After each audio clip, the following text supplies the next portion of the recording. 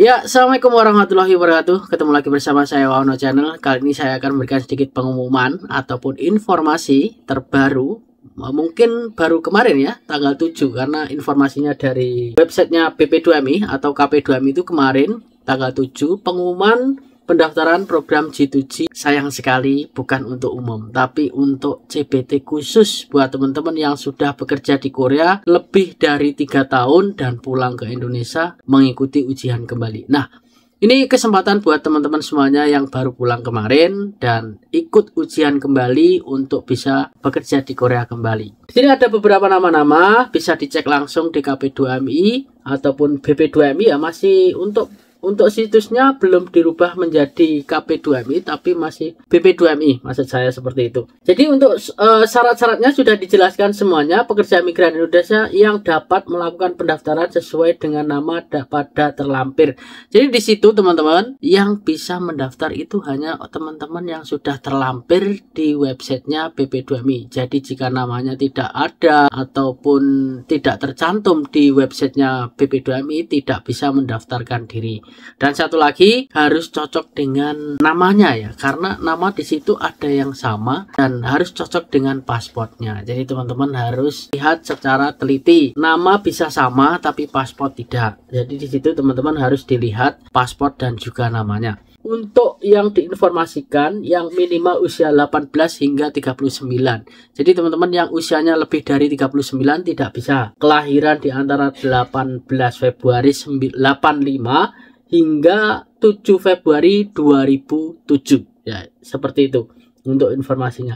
Dan terkait syarat lainnya itu bisa dicek langsung, tapi ada sedikit syarat yang wajib tidak bisa mengikuti jika mempunyai riwayat penyakit TBC, hepatitis, sipilis, V dan penyakit menular lainnya. Dan tidak pernah bekerja di Korea lebih dari 5 tahun. Nah ini teman-teman, bagaimana Mas yang corona kemarin? Jika ada namanya yang tercantum di situ, artinya masih ada kesempatan, ya. Tapi jika tidak ada, artinya tidak bisa mengikuti.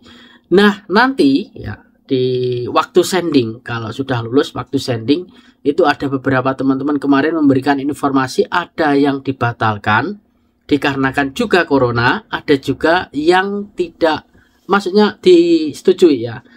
Maksudnya disetujui saat di kolom 3 ya. Jadi di situ ada beberapa hal atau bukan kasus yang dulu sudah ada, yang videonya bisa dicek di bawah. Itu ada teman kita yang dibatalkan dengan kasus corona. Tapi tenang aja teman-teman, kita adu nasib aja. Kalau memang sudah nasibnya pasti akan cepat terbang juga. Dalam hal ini orang tersebut tidak dapat mendaftar karena tidak sesuai dengan kualifikasi ujian. Nah, apa yang tidak sesuai dengan kualifikasi ujian? Dalam hal ini kembali di negara sebelumnya, amandemen Immigration Control Law. Nah, seseorang dapat masuk dalam daftar pelamar yang tersedia meskipun dia telah tinggal selama 5 tahun atau lebih di Korea. Dalam hal ini, orang tersebut tidak dapat mendaftar karena tidak sesuai dengan kualifikasi untuk ujian. Nah, di sini ya, saya cantumkan, saya ulangi kembali. Kemarin ada kasus dan di sini juga sudah diterangkan kembali ya. Seseorang dapat masuk dalam daftar pelamar yang tersedia meskipun dia telah tinggal selama 5 tahun atau lebih di Korea. Ini artinya teman-teman yang sudah 6 tahun ya, corona itu ya. Dalam hal ini, orang tersebut tidak dapat mendaftar karena tidak sesuai dengan kualifikasi untuk ujian. Nah, di situ bisa dicermati ya, di situ karena adanya lebih dari 5 tahun bekerja di Korea. Sektor pekerjaan yang ditawarkan itu manufaktur dan juga fishing.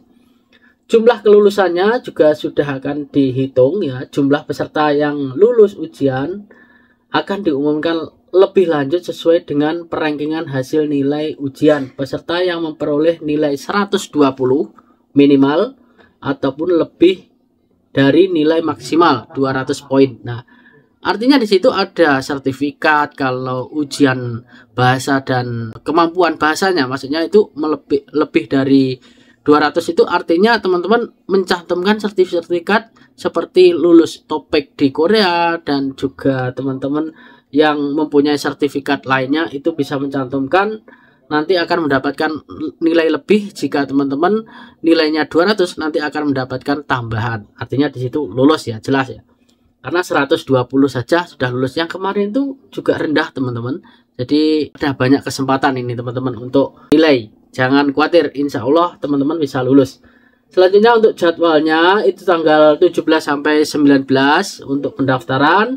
Jadwal perekaman biometrik itu 24 sampai 26 bagi teman-teman yang belum punya Cisco, yang Cisco-nya belum biometrik itu teman-teman harus biometrik di tanggal 24 sampai 26. Jadwal verifikasi dokumen 24 sampai 28 ya. 24 sampai 28 Februari teman-teman bulan ini.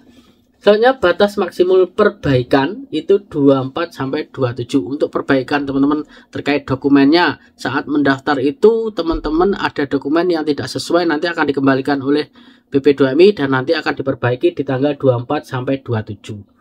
Jadwal pencetakan mandiri setelah lulus verifikasi dokumen. Nanti setelah lulus verifikasi dokumen nanti akan cetak mandiri untuk kartu ujiannya. Jadwal pencetakan kartu ujian. Pembebasan biaya ujian dan pembebasan biaya ujian. Untuk biaya ujian bisa dilihat ya, di situ ada beberapa cantuman tambahan nilai terkait sertifikat. Bisa dilihat di websitenya langsung. Mungkin teman-teman yang belum melihat nanti bisa dilihat, yang sudah melihat alhamdulillah persiapkan aja, mudah-mudahan bisa lulus untuk teman-teman yang X. Untuk nilainya 100-100 dan soalnya 20-20, reading 20, mendengar 20 dan juga total nilainya 40. Selanjutnya di situ ada beberapa syarat ya pendaftarannya. Cara pendaftaran ada, nanti bisa dicek langsung di websitenya BP2MI. ATM BNI wajib ya buat teman-teman yang belum punya ATM BNI dan verifikasi dokumen. Dan siapa saja yang bisa mendaftar ini Mas, bisa langsung dicek di websitenya. Di situ nama-namanya banyak sekali, bisa langsung diklik, cari saja nama sendiri dan juga paspornya. Tentunya harus sesuai dengan paspor karena nama bisa sama, tapi kalau paspor tidak akan sama teman-teman ya. Paspor tidak akan sama, itu belakang dan depan itu dilihat pasti akan berbeda. Nah mungkin itu saja, sayang sekali ya teman-teman, ini CBT khusus bukan umum. Kalau umum sudah geger ini teman-teman ya, saya yakin kalau umum sudah geger, tapi alhamdulillah kita berdoa aja 11% insya Allah tetap ada harapan untuk IPS topik umum ya, ujian IPS topik umum mudah-mudahan 11% ada. Kalau prediksi saya 89% tidak ada, 11% ada, artinya nanti insya Allah lebih sedikit kuotanya dibandingkan di tahun kemarin. Semoga bermanfaat, sampai ketemu lagi di video selanjutnya. Salam, kegagalan adalah kunci dari keberhasilan. Annyeonghaseyo.